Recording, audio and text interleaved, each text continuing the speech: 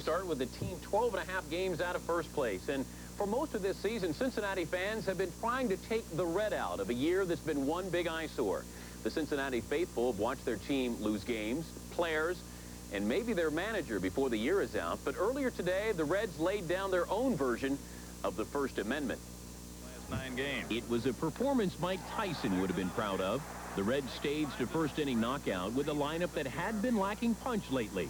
In a 38-minute span, Cincinnati scored 14 runs, an average of 1 run every 2 minutes and 43 seconds. Houston starter Jim Clancy didn't retire a batter. He also surrendered a 3-run homer to Ken Griffey. In to stop the immovable object was the resistible Forsch.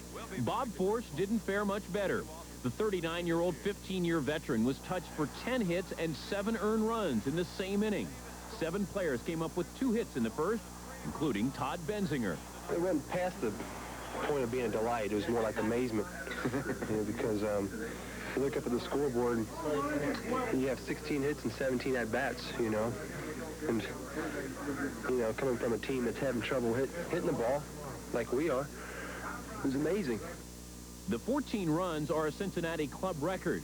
2 major league marks were set in the first inning, 7 players with 2 hits, and the total number of hits, 16. 12 of those were singles. 2 other major league marks were tied when 7 players finished the game with 3 or more hits, and 6 players scored at least twice in the first inning.